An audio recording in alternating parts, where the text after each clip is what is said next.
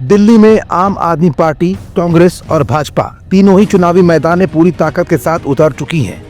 सभी दल अपनी अपनी रणनीतियों को बना रहे हैं, लेकिन सबसे ज्यादा मुख्य रूप से अरविंद केजरीवाल की दावेदारी कई सीटों पर काफी मजबूत दिख रही है।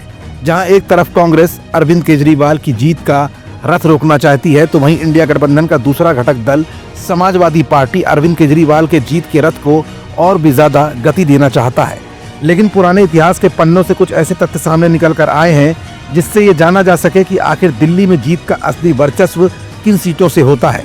आखिर दिल्ली की कौन सी सीटों से दिल्ली की सरकार तय होती है और 1993 से लेकर 2025 के बीच में इन सीटों पर किसकी दावेदारी सबसे मजबूत रही है। ये कुछ ऐसे सवाल है जिनका जवाब अपनी आज की इस रिपोर्ट में हम आपको दिखाएंगे भी और बताएंगे भी।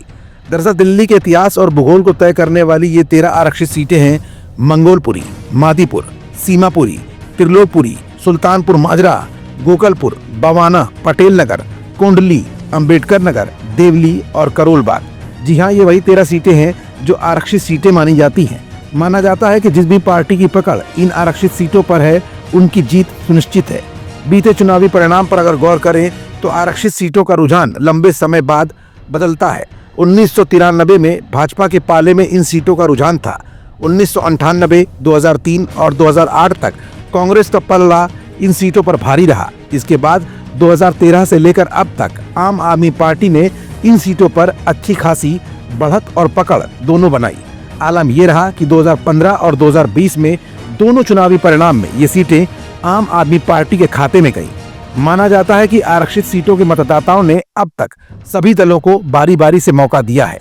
भाजपा, कांग्रेस और आम आदमी पार्टी इस बार भी इन्हीं सीटों को लेकर आश्वस्त दिख रही हैं, और हो भी क्यों ना, क्योंकि यही सीटें निर्णायक भी हैं।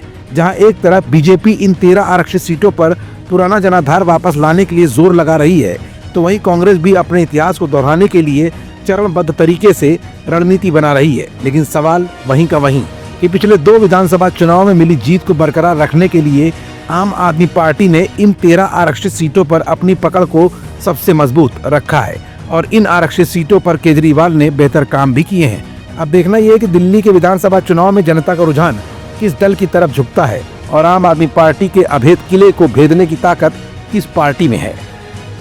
हमारा channel Indian news services INS like, share and subscribe करना न भूलें। बेल आइकन पर बटन दबाएं और देखें लेटेस्ट खबरें INS पर। INS, हर भारतीय की आवाज।